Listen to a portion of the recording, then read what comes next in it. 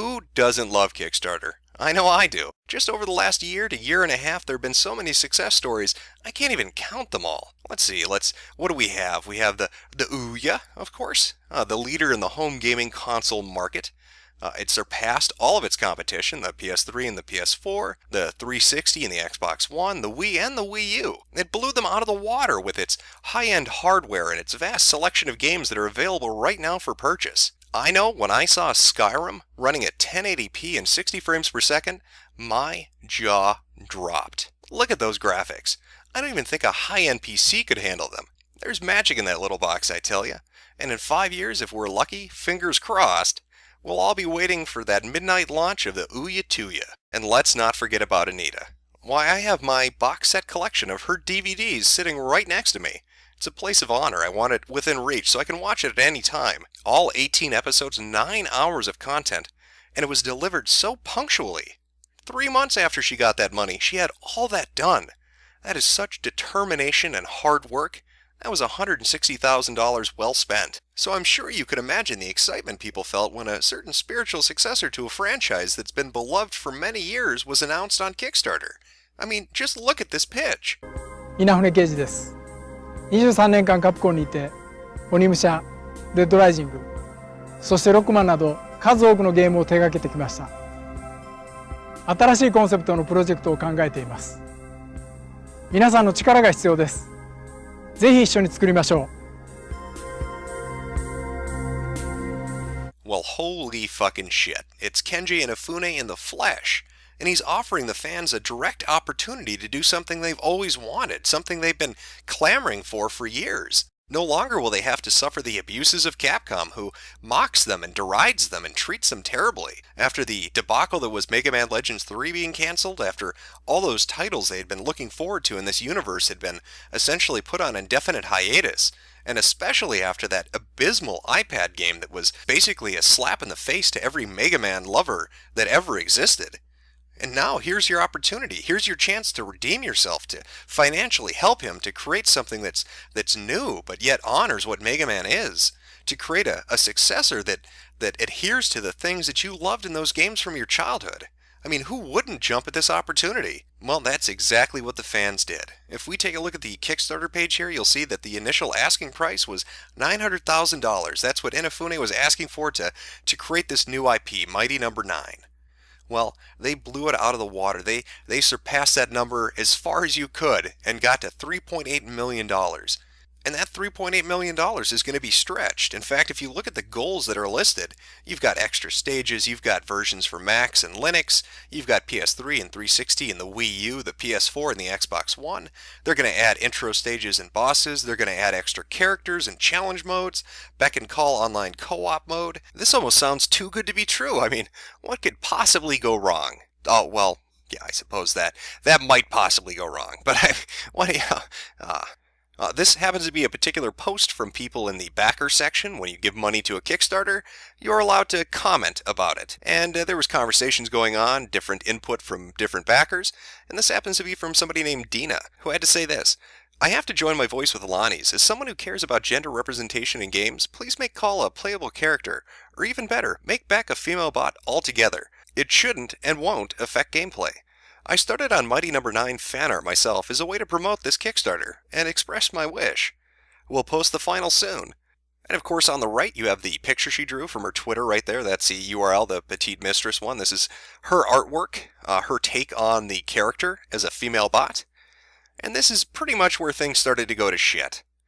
Now, of course, people giving different input doesn't really affect development. It doesn't really affect the company. I mean, after all, these are just people donating money. It's not like she has a job with them or, oh, fuck. Well, you know what? Maybe it's not that bad.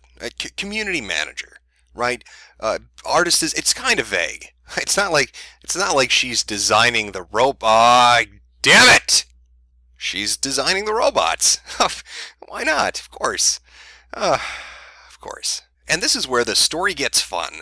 Now there's been a shitstorm that's developed over the last 24 hours or so around this particular person and their input into the game design and their interaction with the community and the company. Now, Dina did get the job. She was hired to work at Concept. She's a community manager. She actually lives in Japan. She's bilingual. You'd say, oh, well, she's qualified. What is the problem with that? Well, it has to do with who Dina is and the potential agenda that she might be pushing. Well, of course, this started to make people a little bit worried. They were a bit skeptical if that money was going to be used for what they thought it was going to be used for. This seems like an awkward decision. Of course, as people are prone to do, and when I say people, I mean fucking retards, there were those that said, oh, you're over-exaggerating. You people are just getting whipped up over nothing. She's simply a community manager and nothing else. Well, as we've seen from the screen cap from her Twitter, that's not true. She is part of the design team. She's an artist working at the company, so she's more than just a community manager. Well, once again, those fucking retards decided, hey, you know what, we're still going to be detractors and give you shit. Just because she's an artist at the company, just because she's a community manager, that doesn't mean anything. It's not like she's got some crazy feminist social justice agenda. You're just over-exaggerating. Except for all the tweets about rape, about feminist frequency in her videos, about Bayonetta doing slutty poses in her trailers, about non-exploitive female characters and, how great Beyond Two Souls is. And yet still, this wasn't enough. White knights are compelled to continue being retarded. And so they fell back even more, but they still wouldn't completely budge. Right? Okay, so maybe she's a feminist, but she's not one of those crazy feminists. It's not like she's talking about preferred pronoun. Oh, wait, yes she is. People began digging through her Twitter, and what do you know? Preferred pronouns. And of course it's from Sweden. Why wouldn't it be? Anytime the shit pops up, Sweden is somehow related. I don't know why that is. Maybe they're on some kind of geographic fucking ley line for sexual equality. Maybe John Money, his birth was heralded in by a fucking constellation over Sweden, some kind of fucking prophetic sign. Yet still, this wasn't enough. No, they backed from the position a little bit, but they wouldn't budge very much. Sure, they'd been proven wrong that she was more than just a community manager. Sure, she appears to be a feminist. And sure, she appears to be a crazy fucking social justice warrior Tumblrette. But that's still not enough. Why would they be upset? I mean, who cares? As long as she's a Mega Man fan who's played Mega Man games, there's not. Oh, wait. That's right. She hasn't played Mega Man games. The person on the project about the spiritual successor to Mega Man, who's the community manager between the people who gave money to the project and the actual developers, a person who's working as an artist at this company, doesn't really play Mega Man all that much. Never really a Mega Man player, but I do like 2D games, and my friends BF are working on it, so I support it. So as you might imagine, this of course really started to worry people. I mean, here we have somebody who appeared on the Kickstarter and started saying things like, oh, we should start swapping genders and we need a strong woman, a female protagonist. Swap those genders. Drop those pronouns. Who suddenly is now working at the company and they're possibly even designing the robots in the actual game. And then add on top of that they're a feminist and that they're talking about crazy-ass Tumblrette shit. And then the icing on the cake, right? The cherry on top of the shit sundae doesn't really play Mega Man.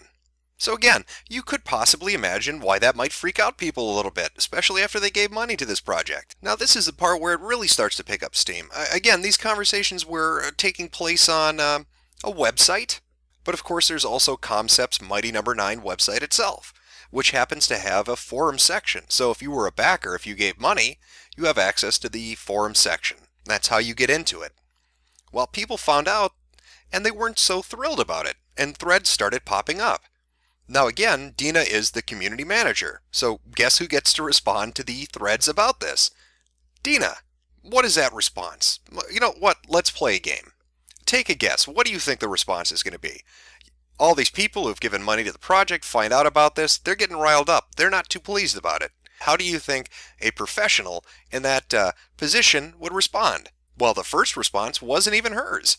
It was from another person who happens to be a part of the community management team who began to mod edit people's posts. They didn't even respond to the post. They just went in and gave a snarky little mod edit. Again, you might imagine how that didn't go over so well.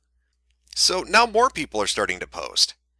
And they're getting even more agitated. They're asking some pretty good questions. Now what you need to understand is this isn't some, oh my god, all these people are attacking her. No, you can look. Here are some of the posts that were getting put up by people who were backers. And they're pointing out, they're saying, hey, we'd like a response. We found all of this stuff. What's your side of the story? Tell us what's going on. Now, at this point, it might be a good idea to take a small break from this, right? As you can see, all the people on the forums are starting to ask questions, but let's find out who Dina is. How did she put herself forward to this community? How did she introduce herself to the backers themselves?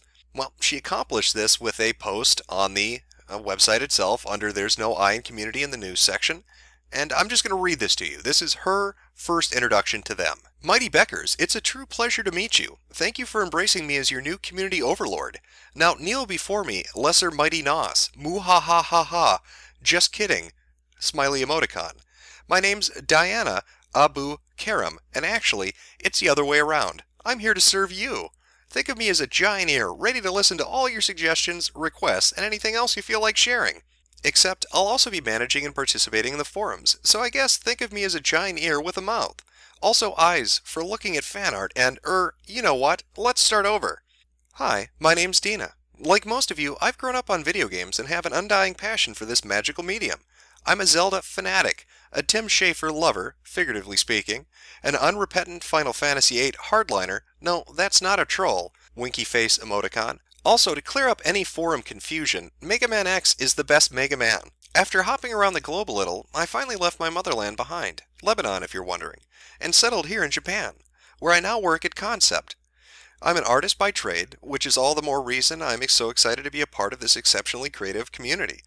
So expect to start seeing a lot of me on the forums, official Facebook page, Twitter account, these updates, etc. Basically anywhere and everywhere Mighty Number 9 is. Another emoticon. So yes, think of Dina as one of you, because she was/is Mighty Number 9, 1046 to be exact. And of course the 1046 refers to the backer number she got when she pledged her money. So she was I'm guessing that's what it is. It's either that or it's when she registered her account on the website itself. But either way, that's her position. I think that's how they assign the numbers. Eerie, isn't it, though? It kind of gives you a sense of deja vu, like you've read something like this before, but you can't quite pin your finger on it. Almost like this should be signed to Penguin of Doom, maybe. I don't know. Well, let's go back to the forums now. Like I said, they're waiting for Dina to respond. They're waiting to get some kind of idea of what's going on here exactly. Now, in the meantime, while they're waiting for that response in between mod snark from other assholes on the website itself, people notice something. Maybe you noticed it when I was reading that intro. The bit there about also to clear up any forum confusion, Mega Man X is the best Mega Man? Yeah, that particular part. Because it doesn't jive with what she was putting up on her Twitter. She doesn't play Mega Man, and yet she's telling people what the best Mega Man is. This comes off as disingenuous, like a lie. Again, a terrible thing to do if you're the community manager, if you're the person who is part of the outreach towards the backers from the company itself. So now this really pisses them off. As if all these other things aren't irritating enough, as if they're not worried about enough things already, now it appears that she's fucking lying to them. This of course leads to even more posts, with more people starting to get even more agitated. And then finally, and again, this is last night for context of when this is all taking place, she finally shows up. Now again, she's in Japan, so it'd be morning for her. You know, you've got that hour difference going on, so that's probably why it took so long.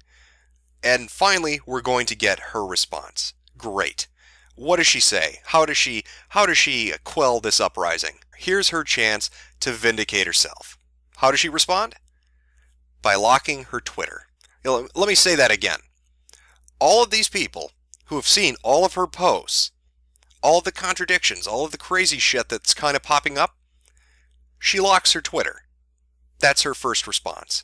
As you might imagine, this wasn't met with cheers of adulation from the forum posters. But fear not, she finally does show up. She even creates a topic.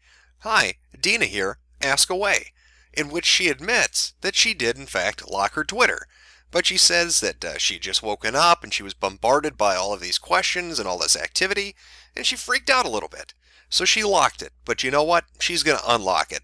It was a simple mistake. Cut her a little bit of slack. She's here to answer your questions, and maybe we can move forward with this. Except for one little problem. You see, in between the time that people started asking her questions and she started providing the answers, This is after her post about locking down her Twitter, and she's going to unlock it ASAP. It took her about, I'd say, a half an hour to an hour to unlock the Twitter. And when she finally did unlock it, lo and behold, what happens? All those tweets have mysteriously disappeared. Now, of course, this is the internet, and anything you put out there is never going to disappear. There's always going to be some form of evidence. There's going to be some footprint left behind of your activity. And the forum posters have that evidence. In fact, that's one of the first questions they ask. What the hell? One, why did you lock your Twitter? And then two, when you finally unlocked it, why did you delete all of this? This is really looking bad. Again, they've been going over this stuff for hours now. And it's not just the forum users on the website itself, not just the backers, but people on multiple websites have been kind of reading through this stuff and really just kind of dumbstruck at, the blatant lies that she's kind of put out there. And the blatant confusion going around of, how did you get this job? That's another question that people really wanted an answer to. How did you get hired for this? There were other people putting out better artwork. There were more qualified people to be an intermediate between the English and the Japanese. Even though Inafune is kind of known as being a Westaboo, so maybe he hired her because he wanted that connection to the market. Who knows? Another thing to consider, too, is people were picking apart her tweets while this is all going on, and they found something in that first one where she talks about not being a Mega Man player. Specifically that very last line, where she's talking about she's supporting it because her friend slash BF work there, or are working on it. Well, now, on top of everything else, on top of the feminism and the social justice, on top of wanting to switch genders, on top of locking and then deleting tweets and refusing to answer questions, and then finally showing up, all of this stuff, on top of all of that, now it looks like nepotism's at play. Now it looks like this is how she got the job. Here's the answer to the question people were trying to figure out. How the hell did she get hired? What were her qualifications? Well, apparently her qualifications were either knowing and or dating somebody at the company itself. So finally, after waiting so long, after all these people had asked all these questions, after they'd kept posting and digging through all this information, she responds. And what is her response? Yep, it was nepotism. Yes, I did know people there. Yes, I had an in. Now, she doesn't outright say this is nepotism. She just says, yeah, it was known that I knew people who worked there. It was known that I had relationships with people who were part of the development team. And that got my foot in the door. And it's not a big deal. We all joke about it. Yuck, yuck. It's fucking funny. And there's also one other post where she details taking down the tweets because she wanted to, as she put it, create a division between her personal and professional life. And that was one of the steps involved in doing it. As you might imagine, the issue isn't really resolved. People are still left with kind of a bitter taste in their mouth because when you look at this situation, what do you have? There are a lot of weird things going on here. The very first introduction to this person, right, to Dina, was her post on the backer portion of the Kickstarter, where she said this is how she felt and they should really change it. Now ask yourself, why should you even put that up on the Kickstarter? I mean, why even go through those motions? She already knows people at the company. So why is she pretending like she doesn't have a direct input into the development team? She does. It's almost like she's trying to garner sympathy or garner attention from the public to try to build up some kind of persona that she can use later on. And here's a person who admits they don't play Mega Man, they weren't a Mega Man fan. Now they backpedal a little bit and say, oh well, I didn't play the classic Mega Mans, I only played Mega Man X. So then when you said Mega Man X is the best game, what you really meant was it's the only one you've ever fucking played. This is a person who was first introduced to everybody as pushing forward this idea of we need to change the genders, we need to get a strong woman in there. But as we come to find out, she knows people on the development team that got her job there. She had tweets talking about social justice stuff, and now they're, conveniently gone. But that's because she wants to separate the personal and professional. Can you imagine how this must feel, having given money to this project? This is a person who stands as the gatekeeper between the community and the developer. And she's already been caught lying and fudging the truth and, refusing to answer things and deleting embarrassing things and just stalling for time and, trying to play it off like it's not a big deal and everything's okay and we're all relaxed and you guys, just need to calm it down. Just bring it down just a tad. So where this goes from now, I can't really say. This all just developed last night. Will it die down? Will it continue? Who knows? I have a feeling this is going to be a point of contention for quite some time to come. And on the one hand, I feel really bad for these people. They gave a lot of money, $3.8 million, and all they wanted, the only thing they asked for, was a successor to Mega Man. They just wanted a game to play. And now it seems like somebody with an agenda, somebody with an idea they want to push, is now in a position where they can get in between that dream, that desire of the community, and its realization in the hands of the actual developer of it. That's on the one hand. On the other hand, they should have listened. He tried to warn them. This is the future they chose. Deal with it. You want to know why?